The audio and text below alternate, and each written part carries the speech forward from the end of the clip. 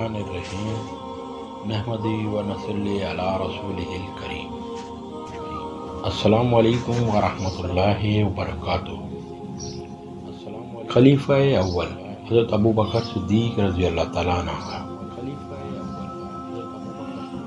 نام و نسب اور خاندان کے حوالے سے نام عبداللہ، کنیت ابو بکر، صدیق اور عتیق لقب ہے۔ والد کا نام عثمان، کنیت ابو قحافہ، والدہ کا نام سلمہ اور کنیت ام الخیر۔ والد کی طرف سے پورا سلسلہ نسب یہ ہے کہ عبداللہ بن عثمان بن عامر بن عمرو بن کعب بن سعد بن تمیم بن مرہ بن کعب بن لوئی القریشی التمیمی، اور والدہ کی طرف سے سلسلہ نسب یہ ہے کہ ام الخیر بنت صخر بنت عامر بن کعب بن سعد بن تمیم بن مرہ۔ اس طرح حضرت ابو بکر صدیق رضی اللہ تعالیٰ عنہ کا سلسلہ نسب چھٹی پشت میں مرہ پر حضرت صلی اللہ علیہ وسلم سے مل جاتا ہے۔ حضرت ابو بکر صدیق رضی اللہ تعالیٰ عنہ کے والد ابو قحافہ عثمان بن عامر شرفائے مکہ میں سے تھے اور نہایت معمر تھے۔ ابتدا جیسے کہ بزرگوں کا قاعدہ ہے، وہ اسلام کی تحریک کو بازیچہ اطفال سمجھتے تھے۔ چنانچہ حضرت عبداللہ کا بیان ہے کہ جب حضرت صلی اللہ علیہ وسلم نے ہجرت فرمائی ہے تو میں آپ کی تلاش میں حضرت ابو بکر کے گھر آیا۔ وہاں ابو قحافہ موجود تھے۔ انہوں نے حضرت علی کو اس طرف سے گزرتے ہوئے دیکھ کر نہایت برہمی سے کہا کہ ان بچوں نے میرے لڑکے کو بھی خراب کر دیا۔ ابو قحافہ فتح مکہ تک نہایت استقلال کے ساتھ اپنے آبائی مذہب پر قائم رہے۔ فتح مکہ کے بعد جب رسول اللہ صلی اللہ علیہ وسلم مسجد میں تشریف فرما تھے، وہ اپنے فرزند سعید حضرت ابو بکر صدیق رضی اللہ تعالیٰ کے ساتھ بارگاہ نبوت میں حاضر ہوئے۔ حضرت صلی اللہ علیہ وسلم نے ان کے سن پیری کو دیکھ کر فرمایا کہ انہیں کیوں تکلیف دی، میں خود ان کے پاس پہنچ جاتا۔ اس کے بعد آپ صلی اللہ علیہ وسلم نے نہایت شفقت سے ان کے سینے پر ہاتھ پھیرا اور کلمات طیبات تلقین کر کے مشرف با اسلام فرمایا۔ حضرت ابو قحافہ نے بڑی عمر پائی۔ حضرت صلی اللہ علیہ وسلم کے بعد اپنے فرزند ارجمند حضرت ابو بکر کے بعد بھی کچھ دنوں تک زندہ رہے۔ آخر عمر میں بہت ضعیف ہو گئے تھے، آنکھوں کی بصارت جاتی رہی۔ 14 ہجری میں 97 برس کی عمر میں وفات پائی۔ حضرت ابو بکر صدیق رضی اللہ تعالیٰ عنہ کی والدہ حضرت ام الخیر سلمہ رضی اللہ تعالیٰ بنت صخر کو حلقہ بگوشان اسلام میں داخل ہونے کا شرف حاصل ہوا۔ ان سے پہلے صرف 39 اصحاب مسلمان ہوئے تھے۔ یہ قلیل جماعت بالاعلان اپنے اسلام کا اظہار نہیں کر سکتی تھی اور نہ مشرکین و کفار کو بابنگ دہل و دین مبین کی دعوت دے سکتی تھی، لیکن حضرت ابو بکر صدیق رضی اللہ تعالیٰ کا مذہبی جوش اس بے بسی پر نہایت مضطرب تھا۔ آپ نے ایک روز نہایت اصرار کے ساتھ حضرت صلی اللہ علیہ وسلم سے اجازت لے کر مجمع عام میں شریعت حقہ کے فضائل و محمد پر تقریر کی اور کفار و مشرکین کو شرک و بت پرستی چھوڑ کر اسلام قبول کر لینے کی دعوت دی۔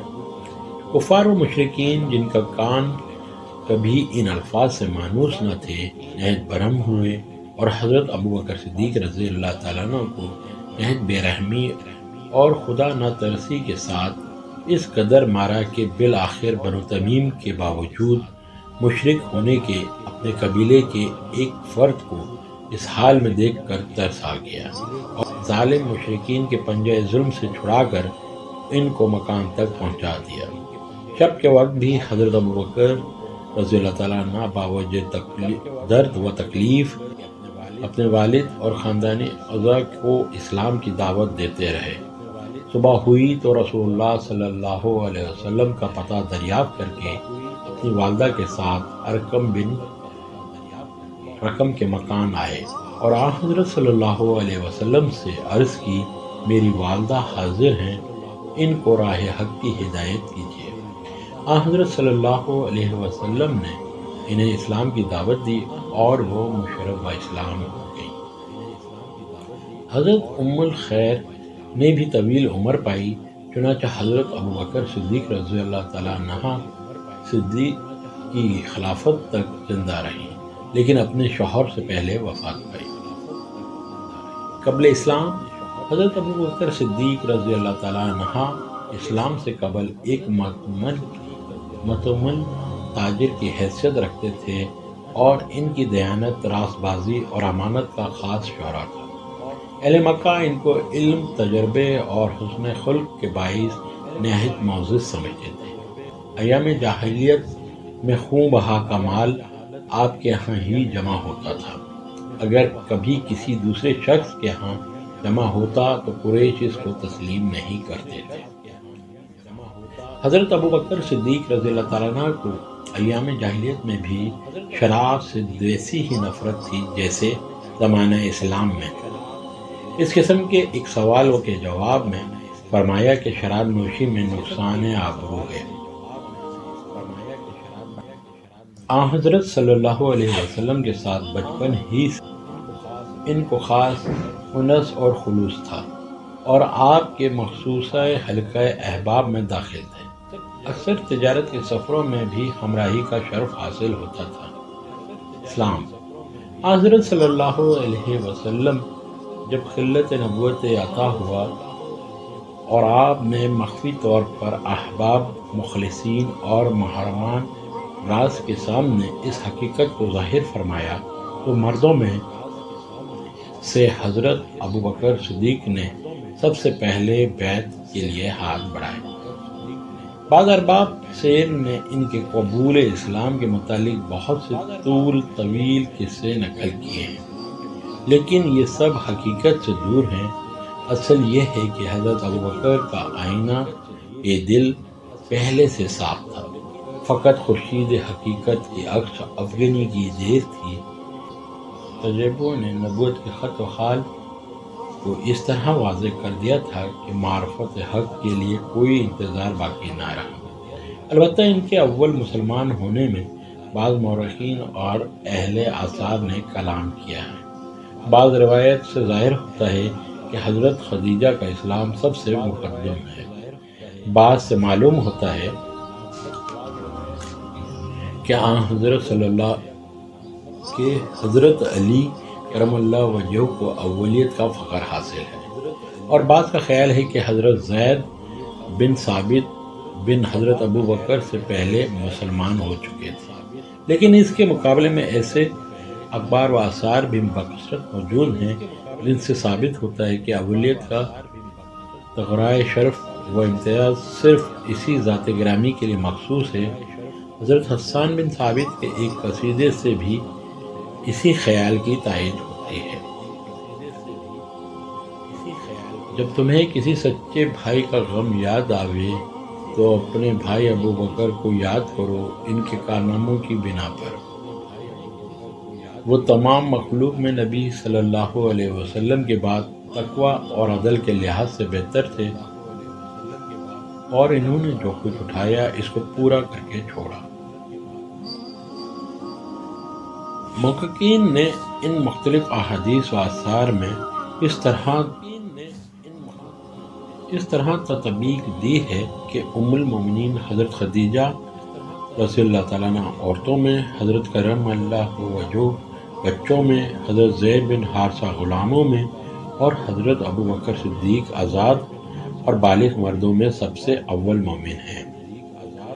اشاعت اسلام حضرت ابوبکر صدیق رضی اللہ تعالیٰ عنہ نے مسلمان ہونے کے ساتھ ہی دین حنیف کی نشر و اشاعت کے لیے جدوجہد شروع کر دی، اور صرف آپ کی دعوت پر حضرت عثمان بن عفان، حضرت زبیر بن العوام، حضرت عبد الرحمن بن عوف، حضرت سعد بن ابی وقاص، حضرت طلحہ بن عبداللہ جو مدین اسلام کے تابع و درخشاں جواہر مشرف با اسلام ہوئے، حضرت عثمان بن مظعون، حضرت حضرت ابو عبیدہ، حضرت ابو سلمہ اور حضرت خالد بن سعید بن العاص آپ ہی کی کاوشوں سے دار اسلام میں داخل ہوئے۔ اعلانیہ دعوت کے علاوہ ان کا مخفی روحانی اثر بھی سعید لوگوں کو اسلام کی طرف مائل کرتا تھا۔ چنانچہ اپنے صحن خانہ میں ایک چھوٹی سی مسجد بنائی تھی اور اس میں نہایت خشوع و خضوع کے ساتھ عبادت الہی میں مشغول رہتے تھے۔ آپ نہایت رقیق القلب تھے، قرآن پاک کی تلاوت فرماتے تو آنکھوں سے آنسو جاری ہو جاتے، لوگ آپ کے گریہ و بکا کو دیکھ کر جمع ہو جاتے اور اس پر اثر منظر سے نہایت متاثر ہوتے۔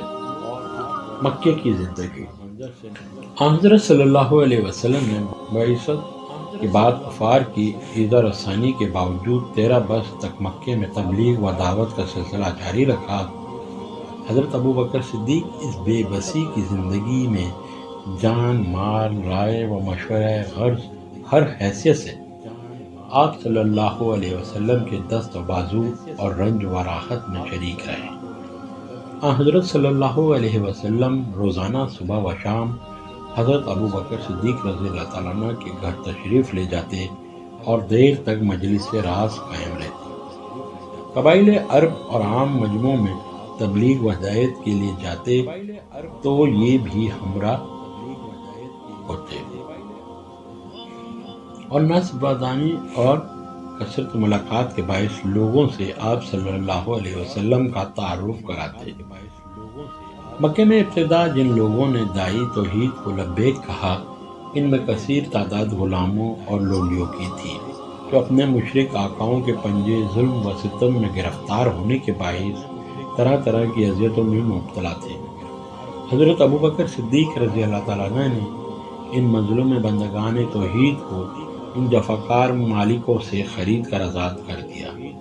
چنانچہ حضرت بلال، عامر بن فہیرہ، نذیرہ نحدیہ، جاریہ بن مومل اور بنت نحدیہ وغیرہ اسی صدیقی جود و کرم کے ذریعے سے نجات پائی۔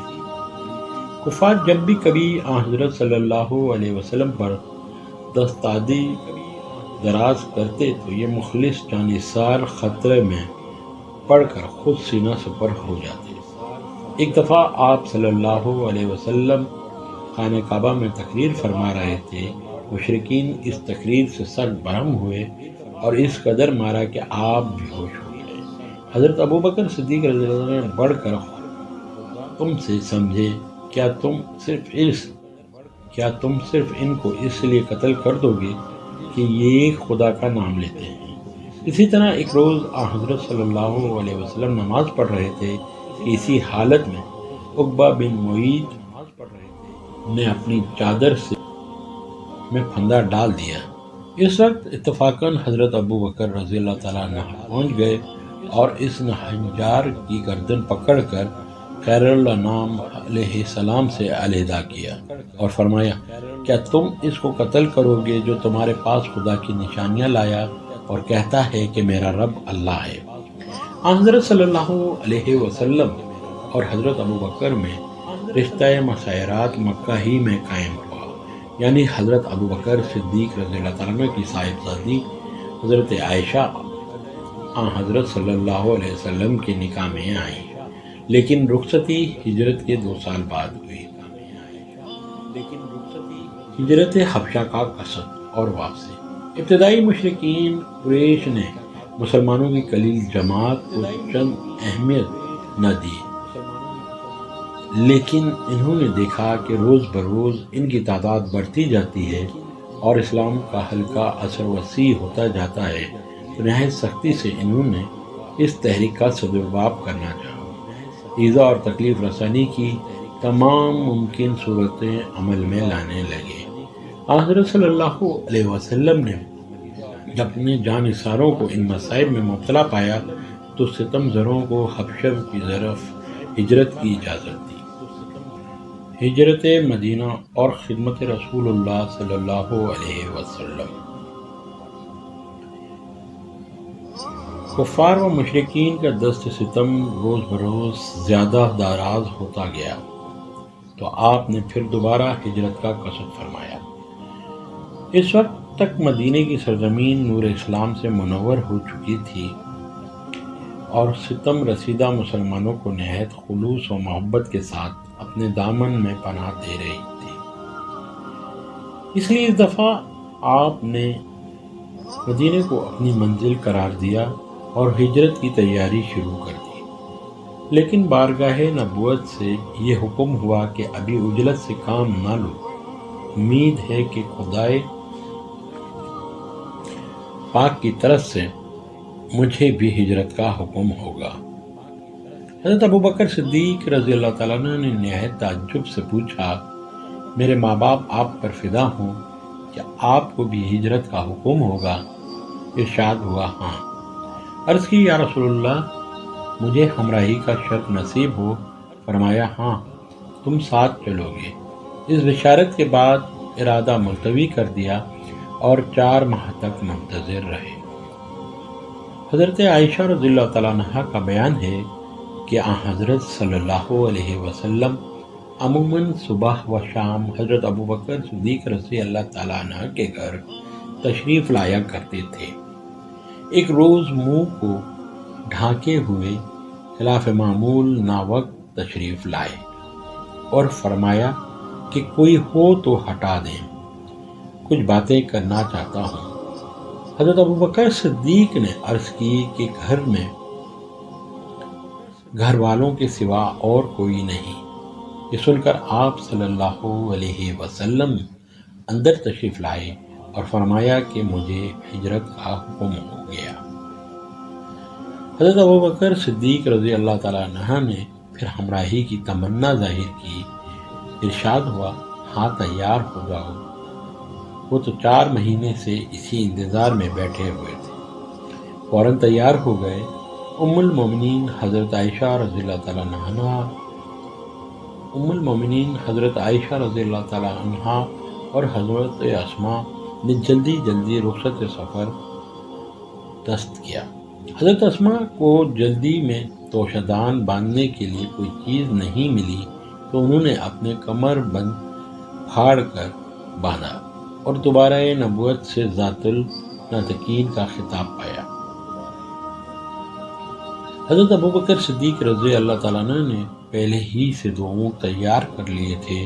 ایک حضرت صلی اللہ علیہ وسلم کی خدمت میں پیش کیا اور ایک پر خود سوار ہوئے۔ اس طرح نبی و صدیق کا مختصر قافلہ راہ مدینہ ہوا۔ اس قافلے کی پہلی منزل غار سور تھی۔ حضرت ابوبکر نے غار میں پہلے داخل ہو کر اس کو درست کیا، جو سوراخ اور بھٹ نظر آئے ان کو بند کیا۔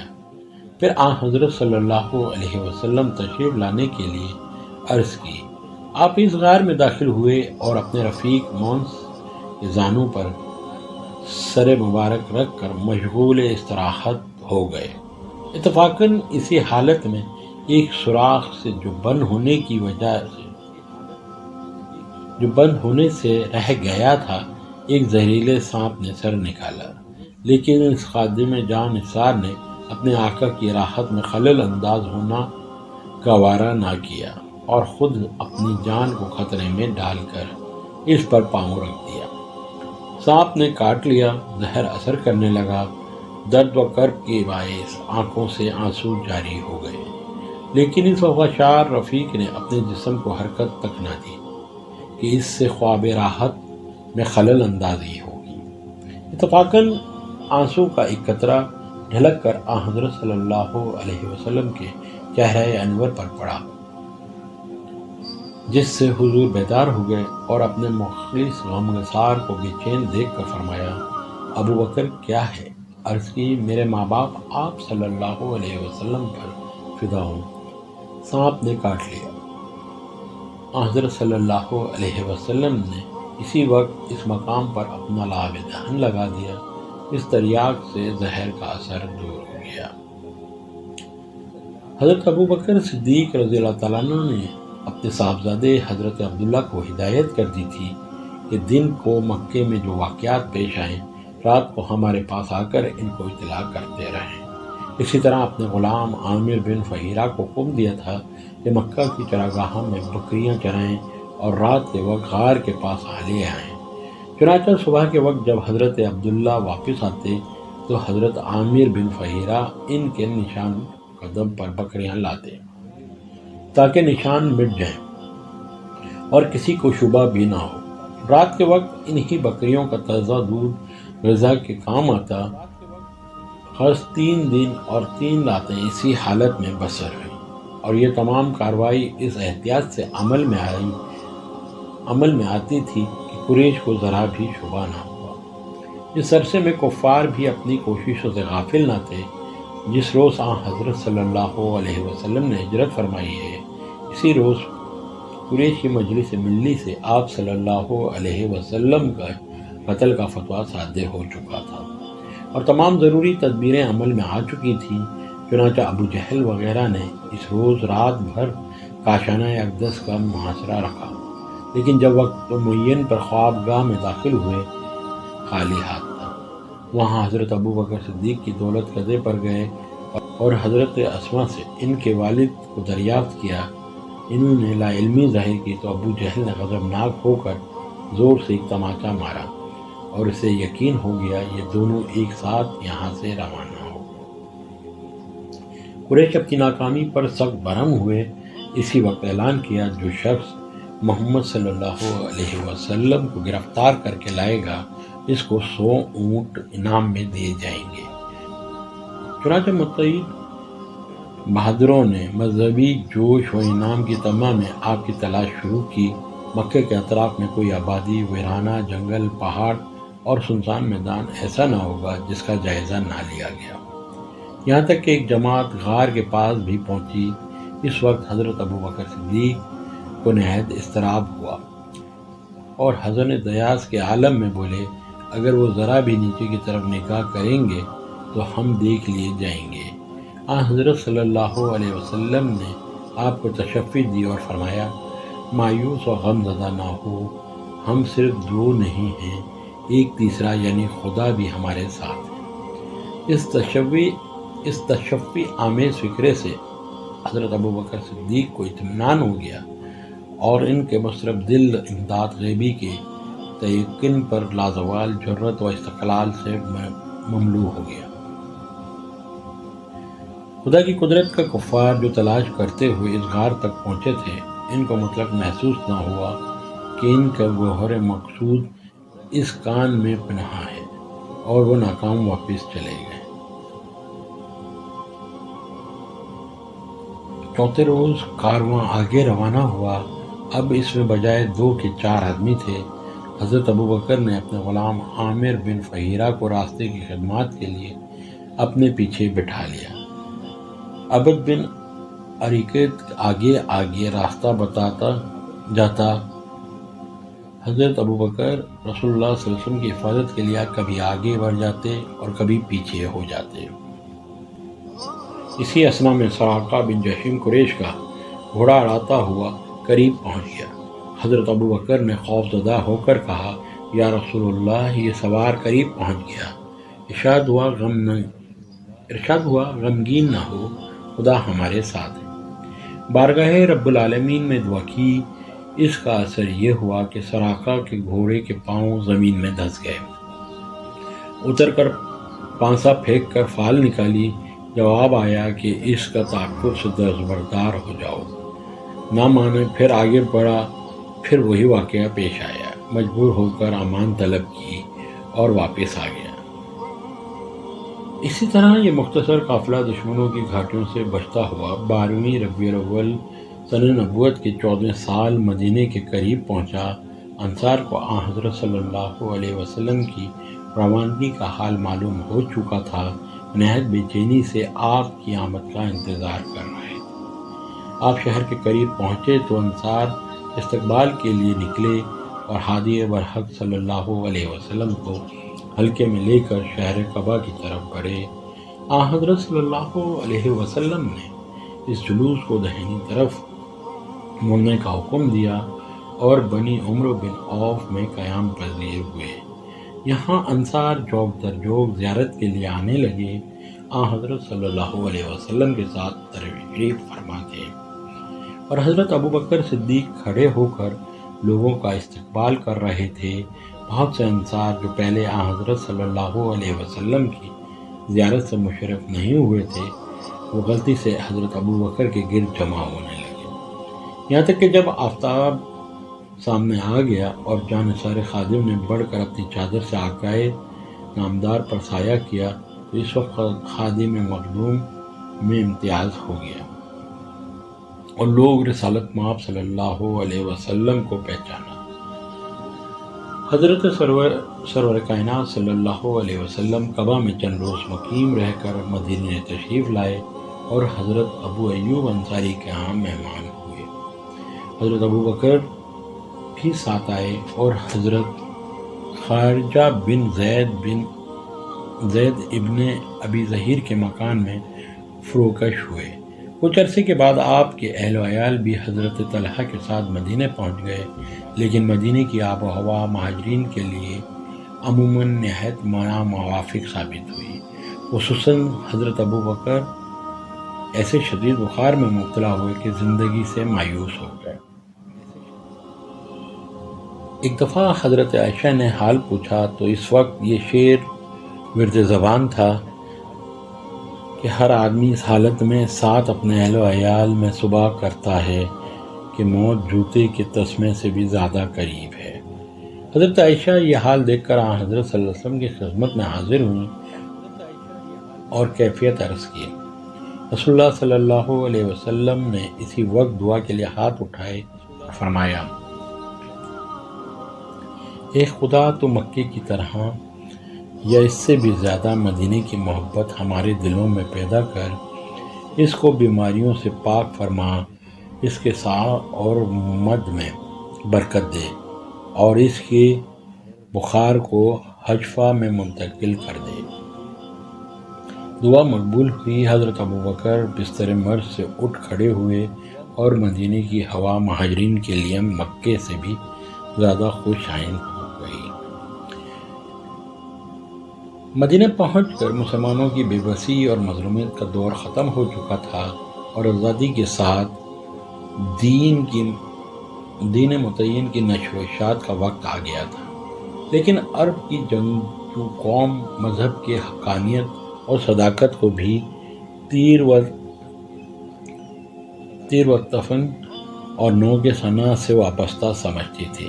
اس لیے اس نے ہمیشہ علمبردار اسلام کو اپنی جنگجوئی سے منبر وعظ و ہدایت کو چھوڑ کر میدان رزم میں لانے کے لیے مجبور کیا۔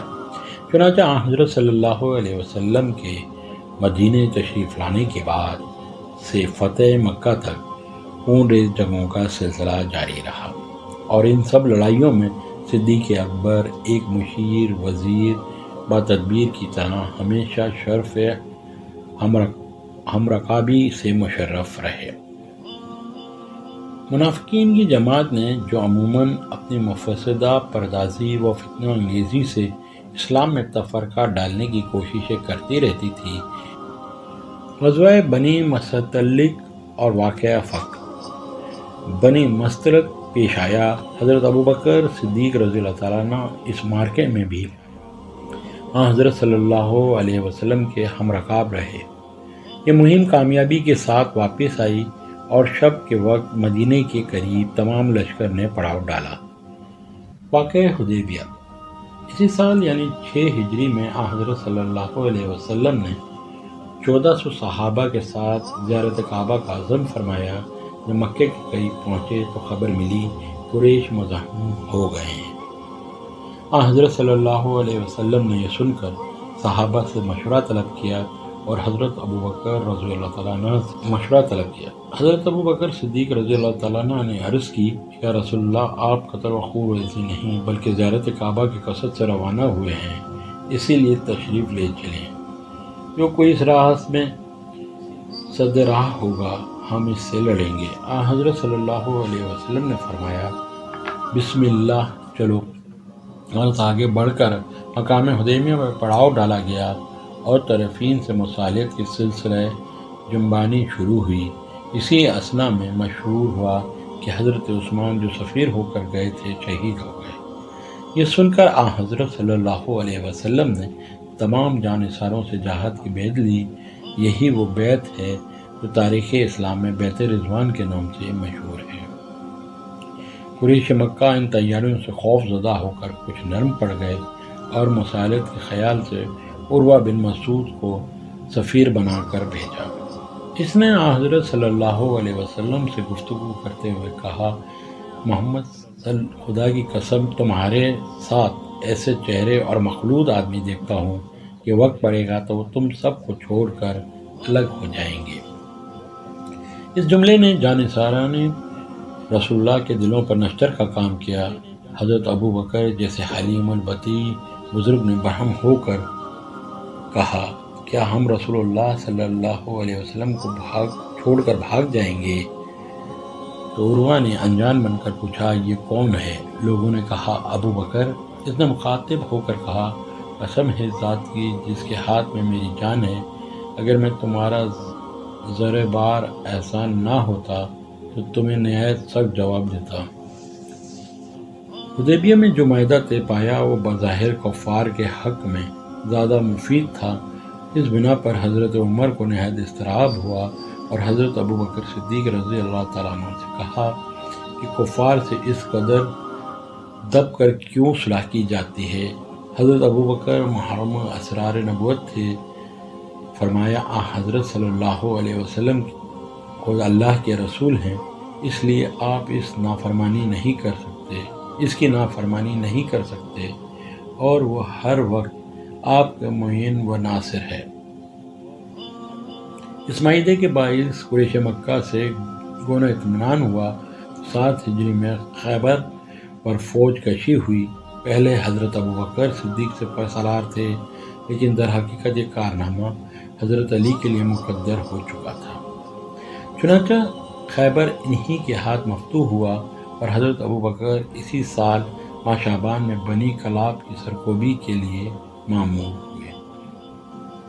قریش مکہ کی عہد شکنی کے باعث 8 ہجری میں رسول اللہ صلی اللہ علیہ وسلم نے 10,000 کی جماعت سے مکے کا قصد کیا اور فاتحانہ جاہ و جلال سے مکے میں داخل ہوئے۔ حضرت ابو بکر بھی ہمراہ تھے۔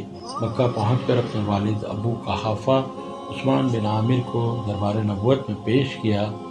حضرت صلی اللہ علیہ وسلم نے نہایت شفقت کے ساتھ ان کے سینے پر ہاتھ پھیر کر نور ایمان سے مشرف فرمایا۔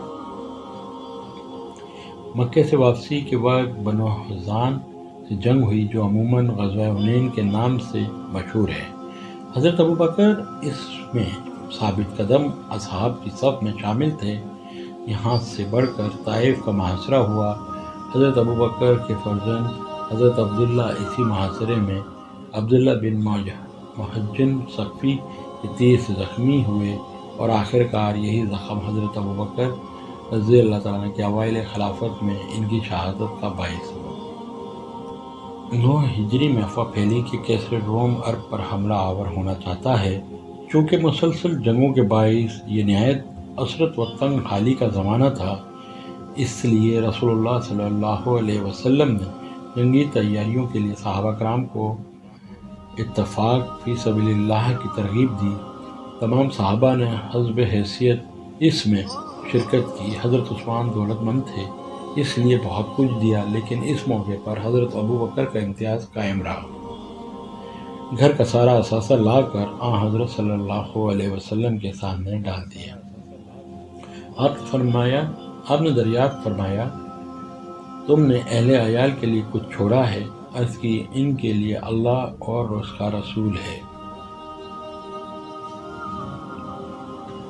غزل سرمایہ سے ایک عظیم الشان فوج تیار ہو گئی اور حدود شام کی طرف بڑھی، لیکن تبوک پہنچ کر معلوم ہوا کہ خبر غلط تھی، اس لیے سب لوگ واپس آ گئے۔ امارات حج اسی سال یعنی 9 ہجری میں حضرت صلی اللہ علیہ وسلم نے حضرت ابو بکر کو امارات حج کے منصب پر مامور فرمایا اور ہدایت کی کہ مینا کے عظیم الشان اجتماع میں اعلان کر دیں کہ اس سال کے بعد کوئی مشرک حج نہ کرے اور نہ کوئی برہنہ شخص خانہ کعبہ کا طواف کرے۔ چونکہ سورہ برات اسی زمانے میں نازل ہوئی، تھی اور حضرت علی رضی اللہ تعالیٰ عنہ حج کے موقع پر اس کو سنانے کے لیے بھیجے گئے تھے۔ اس لیے بعض کو یہ شک پیدا ہو گیا ہے کہ امارات حج کی خدمت میں حضرت ابوبکر سے لے کر حضرت علی ہی کو تفویض کی گئی تھی، لیکن یہ شدید غلطی ہے کیونکہ یہ دو مختلف خدمتیں تھیں۔ چنانچہ خود حضرت علی کی ایک روایت سے بھی یہ ثابت ہوتا ہے کہ حضرت ابوبکر اس شرف کے تنہا مالک تھے۔ حضرت صلی اللہ علیہ وسلم کی وفات اور حضرت ابوبکر صدیق کی خلافت۔ 10 ہجری میں رسول اللہ صلی اللہ علیہ وسلم حجۃ الوداع کے لیے تشریف لے گئے۔ حضرت ابوبکر ہمراکاب تھے۔ اس سفر سے واپس آنے کے بعد آپ صلی اللہ علیہ وسلم نے ایک مفصل خطبہ دیا اور فرمایا، وہ خدا نے ایک بندے کو دنیا اور عقبی کے درمیان اختیار دیا تھا، لیکن اس نے عقبہ کو دنیا پر ترجیح دی۔ حضرت ابوبکر یہ سن کر رونے لگے۔ لوگ سخت تعجب ہوا کہ رونے کا یہ کون سا موقع تھا، لیکن در حقیقت ان کی فراست دینی اس کنایا کی تہہ تک پہنچ گئی تھی اور وہ سمجھ گئے تھے کہ بندے سے مراد خود ذات اقدس رسول اکرم صلی اللہ علیہ وسلم ہے۔ چنانچہ اس تقریر کے بعد ہی حضرت صلی اللہ علیہ وسلم بیمار ہوئے۔ مرض روز بڑھتا گیا، یہاں تک کہ مسجد نبوی میں بھی تشریف لانے سے قاصر ہو گئے اور حکم ہوا کہ ابوبکر امامت کی خدمات انجام دیں۔ حضرت عائشہ کو خیال ہوا اگر امامت کا شرف حضرت ابوبکر کو عطا کیا جائے گا تو محسود خلائق ہو جائیں گے، اس لیے انہوں نے خود اور ان کی تحریک سے حضرت حفصہ نے بارگاہ نبوت میں عرض کی کہ ابوبکر نہایت رقیق القلب ہیں، اس لیے منصب جلیل العمر کو عطا کیا جائے۔ لیکن حضرت صلی اللہ علیہ وسلم نے حضرت ابوبکر کے ایمان کے لیے اصرار کے ساتھ حکم دیا۔ ابوبکر کو جب اس حکم میں نبوی کی اطلاع ہوئی تو انہوں نے حضرت عمر سے فرمایا کہ تم پڑھاؤ۔ انہوں نے کہا، آپ مجھ سے زیادہ مستحق ہیں۔ غد اس روز حضرت ابوبکر ہی نماز پڑھاتے رہے۔ ایک روز حضرت معمول نماز پڑھا رہے تھے کہ رسول اللہ صلی اللہ علیہ وسلم تشریف لائے اور حضرت ابوبکر نے حضرت صلی اللہ علیہ وسلم کو دیکھ کر پیچھے ہٹنا چاہا، لیکن آپ نے اشارے سے منع فرمایا اور خود ان کے داہنے پہلو میں بیٹھ کر نماز ادا کی۔ 12 ربیع الاول دوشنبے کے روز جس دن حضرت صلی اللہ علیہ وسلم نے وفات پائی، حضرت ابوبکر نماز پڑھا رہے تھے۔ حضرت صلی اللہ علیہ وسلم نے حجرے کا پردہ اٹھا کر دیکھا اور خوش ہو کر مسکرائے تو حضرت ابوبکر نے اس خیال سے کہ شاید آپ نماز کے لیے تشریف لائیں گے پیچھے ہٹنا چاہا، لیکن اشارے سے حکم ہوا کہ نماز پوری کرو اور پھر پردہ گرا دیا۔ چونکہ اس روز بظاہر حضرت صلی اللہ علیہ وسلم مرض میں افاقہ معلوم ہوتا تھا، اس لیے حضرت ابوبکر نماز کے بعد اجازت لے کر مقام سخا کو، جہاں ان کی زوجہ محترمہ حضرت حبیبہ بنت خارجہ رہتی تھیں، تشریف لے گئے۔ حضرت ابوبکر صدیق سخے سے واپس آئے تو رسول اکرم صلی اللہ علیہ وسلم کا وصال ہو چکا تھا اور مسجد کے دروازے پر ایک ہنگامہ برپا تھا، لیکن وہ کسی سے کچھ نہ بولے اور سیدھے حضرت عائشہ کے مکان میں داخل ہوئے اور اپنے محبوب آقا کے نورانی چہرے سے نقاب اٹھا کر پیشانی پر بوسہ دیا اور رو کر کہا، میرے ماں باپ آپ پر فدا ہوں، خدا کی قسم آپ پر 2 موتیں جمع نہ ہوں گی۔ وہ موت جو آپ کے لیے مقدر تھی اس کا مزہ چکھ چکے، اب اس کے بعد پھر کبھی موت نہ آئے گی۔ پھر چادر ڈال کر باہر تشریف لائے۔ یہاں حضرت عمر جوش و رفتگی میں تقریر کر رہے تھے اور قسم کھا کر رسول اللہ صلی اللہ علیہ وسلم کے انتقال فرمانے سے انکار کر رہے تھے۔ حضرت ابوبکر صدیق نے یہ حال دیکھا تو فرمایا، عمر تم بیٹھ جاؤ، لیکن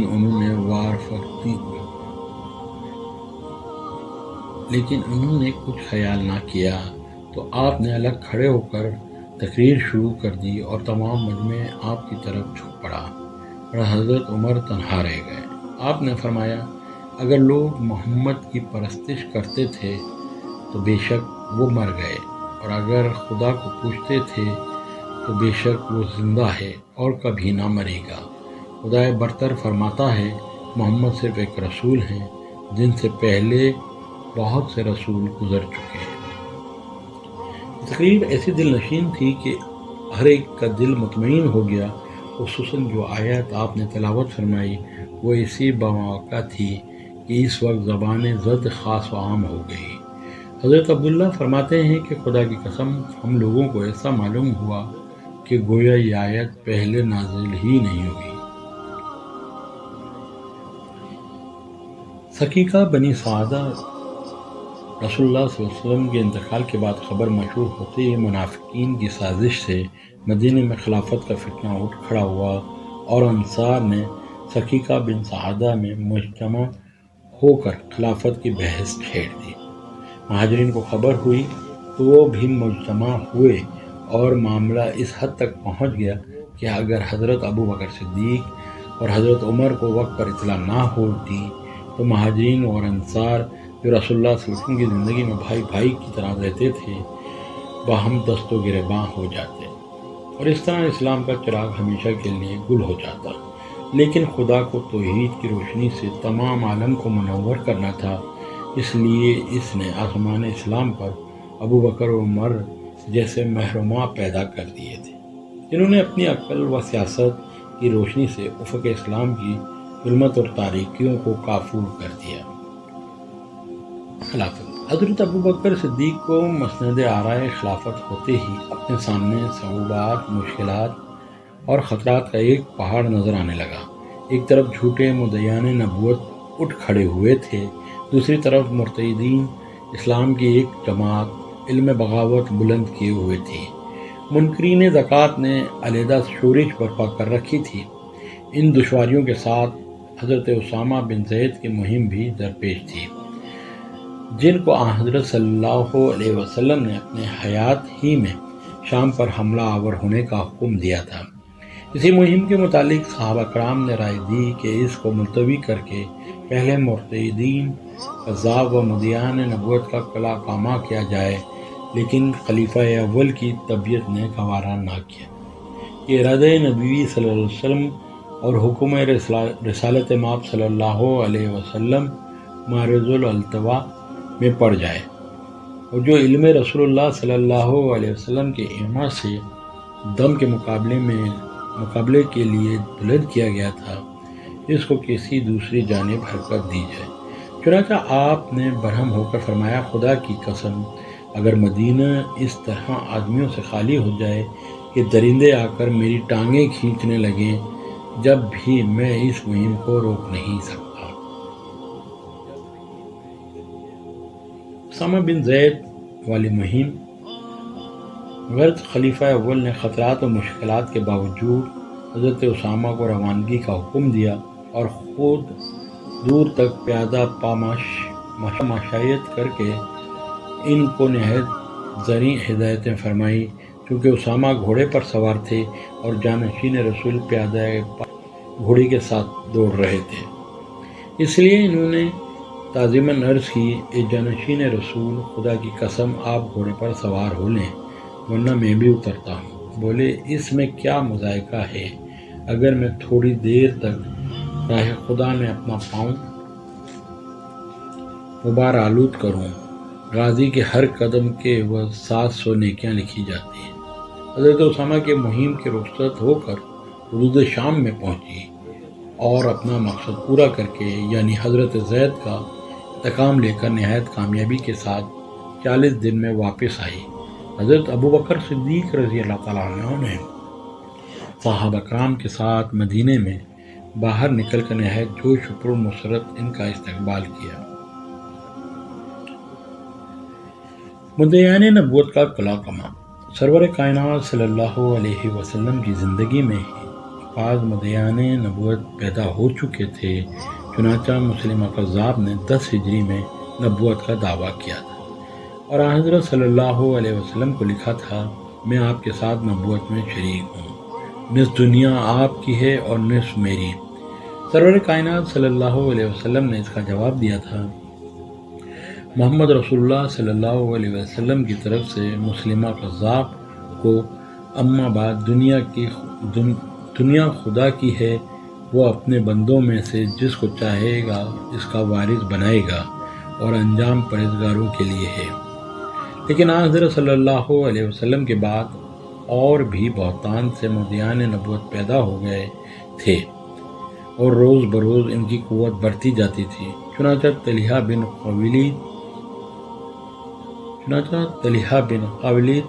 نے اپنے اطراف میں علم نبوت بلند کیا تھا اور بنو قطفان اس کی مدد پر تھے، اور عیانیہ بن حسن فزاری ان کا سردار تھا۔ اسی طرح اسود انسی نے یمن میں اور مسلمہ بن حبیب نے یمامہ میں نبوت کا دعویٰ کیا تھا۔ مرد تو مرد، یہ ایسا مرض عام ہو گیا تھا کہ عورتوں کے سر میں بھی نبوت کا سودا سما گیا۔ چنانچہ سجا بنت حارثہ تمیمیہ نے نہایت زور و شور کے ساتھ نبوت کا دعویٰ کیا تھا، اور عشیس بن قیس اس کا داعی خاص تھا۔ سجا نے آخر میں اپنی قوت مضبوط کرنے کے لیے مسلمہ سے شادی کر لی تھی، اور یہ مرض وبا کی طرح تمام عرب میں پھیل گیا تھا۔ اس کی انسداد کی سخت ضرورت تھی۔ اس بنا پر حضرت ابوبکر صدیق رضی اللہ تعالیٰ عنہ نے خاص طور پر اس کی طرف توجہ کی اور اصحاب کرام سے مشورہ کیا کہ اس مہم کے لیے کون شخص موضوع ہوگا۔ حضرت علی کا نام لیا گیا، لیکن وہ اس وقت تک تمام تعلقات دنیاوی سے کنارہ کش تھے، اس لیے قرہ انتخاب حضرت خالد بن ولید کا نام نکلا۔ چنانچہ وہ 11 ہجری میں حضرت ثابت ابن قیس انصاری کے ساتھ مہاجرین و انصار کی ایک جمعیت لے کر مدعیان نبوت کی سرکوبی کے لیے روانہ ہوئے۔ حضرت خالد بن ولید نے سب سے پہلے طلحہ کی جماعت پر حملہ کر کے اس کے متبعین کو قتل کیا اور عیانیہ بن حسن کو گرفتار کر کے 30 قیدیوں کے ساتھ مدینے روانہ کیا، اور عیانیہ بن حسن نے مدینے پہنچ کر اسلام قبول کر لیا، لیکن طلحہ شام کی طرف بھاگ گیا اور وہاں سے عذر خواہی کے طور پر 2 شعر لکھ کر بھیجے اور تجدید اسلام کے حلقہ مومنین میں داخل ہو گیا۔ مسلمہ قذاب کی بیعت کنی کے لیے شرحبیل بن حسنہ روانہ کیے گئے، لیکن قبل اس کے کہ وہ حملے کی ابتدا کریں، حضرت خالد بن ولید کو ان کی اعانت کے لیے روانہ کیا گیا۔ چنانچہ انہوں نے مجاہد کو شکست دی۔ اس کے بعد خود مسلمہ سے مقابلہ ہوا۔ مسلمہ نے اپنے متبعین ساتھ لے کر نہایت شدید جنگ کی، اور مسلمانوں کی ایک بہت بڑی جماعت اس میں شہید ہوئی، جس میں بہت سے حفاظ قرآن بھی تھے۔ لیکن آخر میں فتح مسلمانوں کے ہاتھ رہی اور مسلمہ قذاب وحشی کے ہاتھ سے مارا گیا۔ مسلمہ کی بیوی سجا، جو خود مدعی نبوت تھی، بھاگ کر بصرہ پہنچی اور کچھ دنوں کے بعد مر گئی۔ اسود انسی نے خود رسول اللہ صلی اللہ علیہ وسلم کے زمانے ہی میں نبوت کا دعویٰ کیا تھا۔ حضرت ابوبکر صدیق کے زمانے میں اس کی قوت زیادہ بڑھ گئی تھی۔ اس کو قیس بن مکتوب اور فروز ویلمی نے نشے کی حالت میں واصل جہنم کیا۔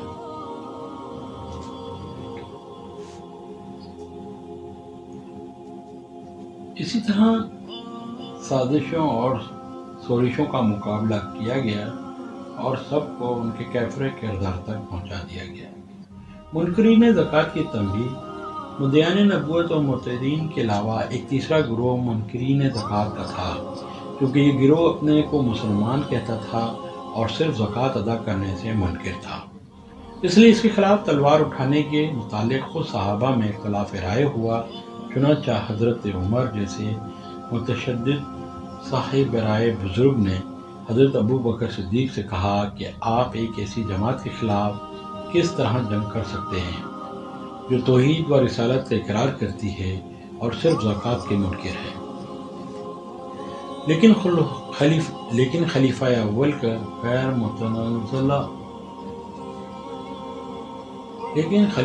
اول کا ارادہ و استقلال اختلاف رائے سے متاثر نہ ہوا، صاف کہہ دیا، خدا کی قسم اگر ایک بکری کا بچہ بھی جو رسول اللہ صلی اللہ علیہ وسلم کو دیا جاتا تھا کوئی دینے سے انکار کرے گا تو میں اس کے خلاف جہاد کروں گا۔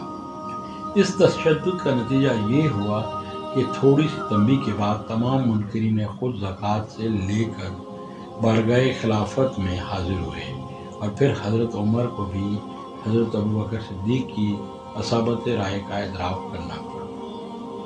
جمع و ترتیب قرآن۔ مدعین نبوت و مرتدین اسلام کے مقابلے میں بہت سے حفاظ قرآن شہید ہوئے، خصوصاً یمامہ کی خونریز جنگ میں اسلام قدر صحابہ کرام کام آئے۔ اس قدر صحابہ کرام کام آئے کہ حضرت عمر کو اندیشہ ہو گیا اگر صحابہ کی شہادت کا یہی سلسلہ قائم رہا تو قرآن شریف کا بہت حصہ ضائع ہو جائے گا۔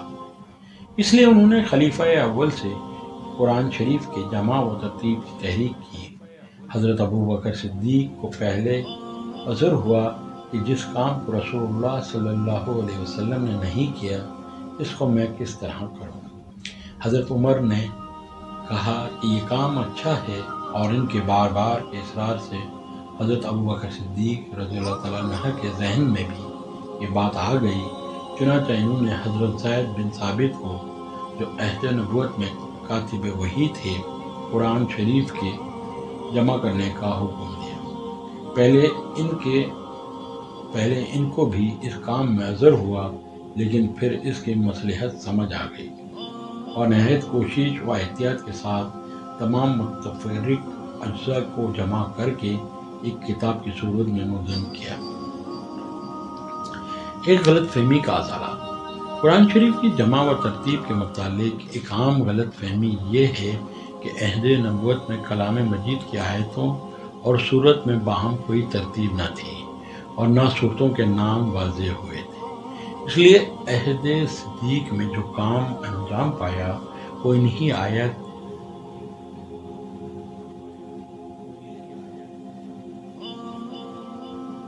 آیات و سور کو باہم مرتب کرنا تھا۔ لیکن یہ ایک افسوسناک غلطی ہے۔ در حقیقت جس طرح قرآن کی ہر آیت الہامی ہے، اسی طرح ہر آیت و سور کی باہمی ترتیب اور صورتوں کے نام بھی الہامی ہیں، اور خود محبت وحی و الہام صلی اللہ علیہ وسلم کی زندگی میں یہ تمام کام انجام پا چکے تھے، چنانچہ صورتوں کے نام بھی الہامی ہیں۔ کلام پاک کی آیتیں اور صورتیں عہد نبوت میں مرتب ہو چکی تھیں۔ قرآن شریف کی آیتیں عموماً کسی خاص واقعے اور ضرورت کے پیش آ جانے پر نازل ہوتی تھیں، اور صحابہ ان کو کھجور کی شاخ، ہڈی، چمڑے، پتھر کی سختی یا کسی خاص قسم کے کاغذ پر لکھ لیتے تھے، اور حضرت صلی اللہ علیہ وسلم کی ہدایت کے مطابق ترتیب دیتے جاتے تھے۔ جب ایک سورہ ختم ہو جاتی تو وہ علیحدہ نام سے موسوم ہو جاتی تھی اور پھر دوسری شروع ہو جاتی تھی۔ کبھی ایک ساتھ دو صورتیں نازل ہوتی اور حضرت صلی اللہ علیہ وسلم کو الگ الگ لکھوائے جاتے تھے۔ غرض اس طرح آپ کے زمانے میں ہی صورتیں مدون و مرتب ہو چکی تھیں اور ان کے نام بھی قرار پا چکے تھے۔ حدیثوں میں ذکر آتا ہے کہ حضرت صلی اللہ علیہ وسلم نے نماز میں فلاں فلاں صورتیں پڑھیں یا فلاں فلاں صورت سے فلاں صورت تک فرمائی۔ صحیح بخاری میں ہے کہ رسول اکرم صلی اللہ علیہ وسلم نے مغرب میں سورہ اعراف پڑھی۔ اسی طرح اور حدیثوں میں تفسیر آیا ہے کہ آپ صلی اللہ علیہ وسلم نے نماز میں بقرہ، آل عمران اور نساء پڑھی۔ سورہ فاتحہ اور سورہ اخلاص کے ذکر سے تو شدید حدیث کی کوئی کتاب خالی نہ ہوگی۔ دیکھنا چاہیے کہ حضرت ابوبکر کے زمانے میں کیا خدمات انجام پائی۔ حضرت ابوبکر نے قرآن کے متفرق اجزاء صرف ایک کتاب کی صورت میں جمع کرائے۔ علامہ حافظ ابن حجر بخاری کی شرح میں بیان فرماتے ہیں کہ اللہ تعالیٰ نے قرآن شریف میں اپنے قول اطلاع صحافہ میں بیان کی فرمایا ہے۔ اللہ تعالیٰ نے قرآن شریف میں اپنے قول میں بیان فرمایا ہے، قرآن صحیفوں میں جمع ہے۔ قرآن شریف صحیفوں میں لکھا ہوا ضرور تھا لیکن متفرق تھا۔ جب حضرت ابوبکر نے ایک جگہ جمع کر دیا پھر ان کے بعد محفوظ رہا، یہاں تک کہ حضرت عثمان نے متعدد نسخے نقل کرا کے دوسرے شہروں کو روانہ کر دیا۔ اس تشریح سے صاف ظاہر ہو گیا کہ حضرت ابوبکر صدیق رضی اللہ تعالیٰ عنہ کے حکم سے حضرت زید نے صرف قرآن شریف کے متفرق اجزاء کو جمع کر کے ایک کتاب کی صورت میں مدون کر دیا تھا۔ فتوحات۔ جزیرہ نما عرب کی سرحد دنیا کی دو عظیم الشان سلطنتوں سے ٹکراتی تھی، ایک طرف شام پر رومی، دوسری عراق پر غیاضانی خاندان کا تسلط تھا۔ ان دونوں ہمسایہ سلطنتوں نے ہمیشہ کوشش کی کہ عرب کے آزاد جنگجو باشندوں پر اپنی حکمرانی کا سکہ جمائیں۔ خصوصاً ایرانی سلطنت نے اس مقصد کے لیے بارہا عظیم الشان قربانیاں برداشت کیں اور بڑی بڑی فوجیں اس مہم کو سر کرنے کے لیے بھیجیں، اور بعض اوقات اس نے عرب کے ایک وسیع خطے پر تسلط بھی قائم کر لیا۔ چنانچہ شاپور بن ارد شیر جو سلطان ساسانیہ کا دوسرا فرمان روا تھا، جس کے عہد میں حجاز و یمن دونوں باجگز ہو گئے تھے۔ اسی طرح نزل موت استخلاف حضرت عمر۔ حضرت ابوبکر کی خلافت کو ابھی صرف 2.25 برس ہوئے تھے اور اس قلیل عرصے میں مدعیان نبوت، مرتدین اور منکرین زکوٰۃ کی سرکوبی کے بعد فتوحات کی ابتدا ہوئی تھی۔ قیام اجل پہنچ گیا۔ حضرت عائشہ فرماتی ہیں کہ ایک دن جب کہ موسم نہایت سرد و خنک تھا، آپ نے غسل فرمایا۔ غسل کے بعد بخار آ گیا اور مسلسل 15 دن تک شدت کے ساتھ قائم رہا۔ اس اثناء میں مسجد میں تشریف لانے سے بھی معذور ہو گئے۔ چنانچہ آپ کے حکم سے حضرت عمر امامت کی خدمت انجام دیتے تھے۔ مرض جب روز بروز بڑھتا گیا اور افاقے سے مایوسی ہو گئی تو صحابہ کرام کو بلا کر جانشینی کے متعلق مشورہ کیا اور حضرت عمر کا نام پیش کیا۔ حضرت عبد الرحمن بن عوف نے کہا، عمر کے اہل ہونے میں کسی کو شبہ نہیں ہو سکتا، لیکن وہ کس قدر متشدد ہیں۔ حضرت عثمان نے کہا، میرے خیال میں حضرت عمر کا باطن ظاہر سے اچھا ہے، لیکن بعض صحابہ کو حضرت عمر کے تشدد کے باعث پس و پیش تھا۔ چنانچہ حضرت طلحہ عیادت کے لیے آئے تو شکایت کی کہ آپ عمر کو خلیفہ بنانا چاہتے ہیں، حالانکہ جب آپ کے سامنے وہ اس قدر متشدد تھے، خدا جانے آئندہ کیا کریں گے۔ حضرت ابوبکر صدیق رضی اللہ تعالیٰ عنہ نے جواب دیا، جب ان پر خلافت کا بار پڑے گا تو ان کو خود نرم ہونا پڑے گا۔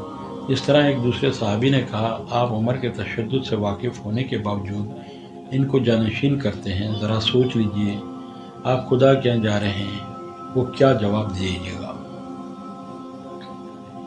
وہاں کیا جواب دیجیے گا۔ فرمایا، میں عرض کروں گا، خدایا میں نے تیرے بندوں میں سے اس کو منتخب کیا ہے جو ان میں سب سے اچھا ہے۔ وہ سب کی تشفی کر دی اور حضرت عثمان کو بلا کر عہد نامہ خلافت لکھوانا شروع کیا اور ابتدائی الفاظ لکھے جا چکے تھے۔ غش آ گیا۔ حضرت عثمان نے یہ دیکھ کر حضرت عمر کا نام اپنی طرف سے بڑھا دیا۔ تھوڑی دیر کے بعد ہوش آیا تو حضرت عثمان سے کہا، پڑھ کر سناؤ۔ انہوں نے پڑھا تو بے ساختہ اللہ پر پکار اٹھے اور کہا، خدا تمہیں جزائے خیر دے، تم نے میری دل کی بات لکھ دی۔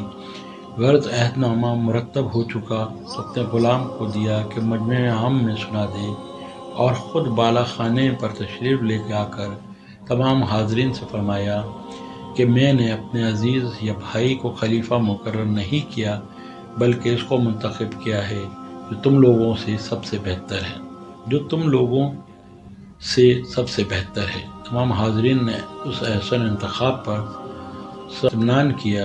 اس کے بعد حضرت ابوبکر صدیق نے حضرت عمر کو بلا کر نہایت مفید نصیحتیں کی جو ان کی کامیاب خلافت کے لیے نہایت عمدہ دستور العمل ثابت ہوئی۔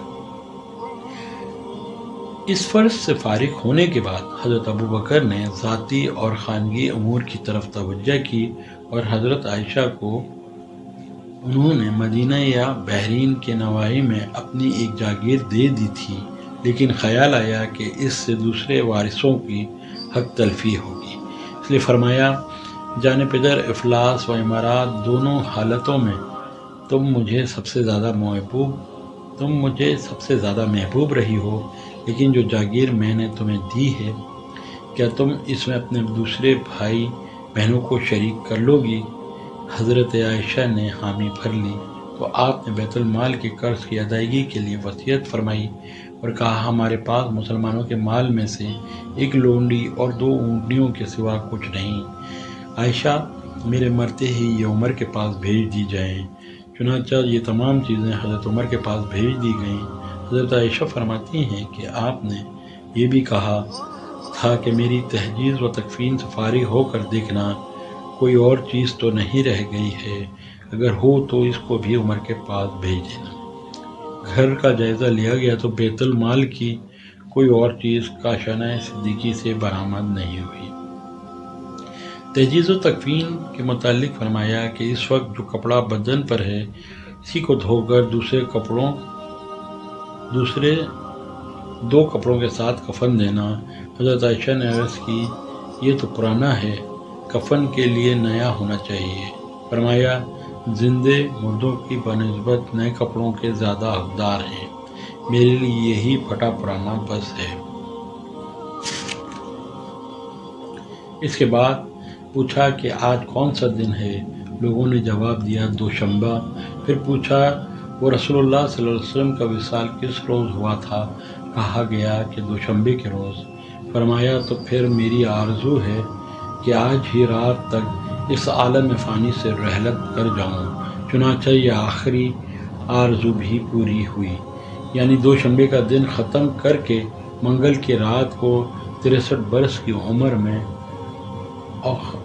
آخری جمادی الاخر 13 ہجری کو راگرین عالم جاویداں ہوئے۔ ان للہ و انا الیہ راجعون۔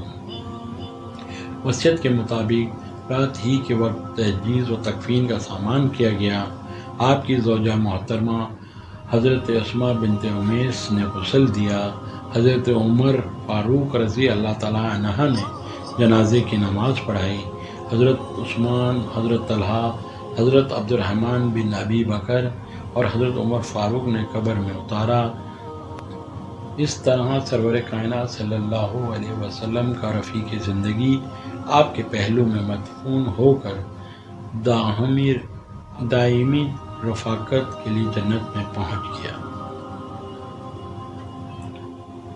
آج کی اس گفتگو میں اگر ہم سے کوئی گستاخی کمی بیشی ہوئی ہو تو علماء کرام ہماری اصلاح فرمائیں۔ اللہ رب العزت ہماری اس کاوش کو قبول کرتے ہوئے امت محمدی صلی اللہ علیہ وسلم میں اتفاق اور یگانیت قائم کریں۔ آمین یا رب العالمین۔ السلام علیکم ورحمۃ اللہ وبرکاتہ۔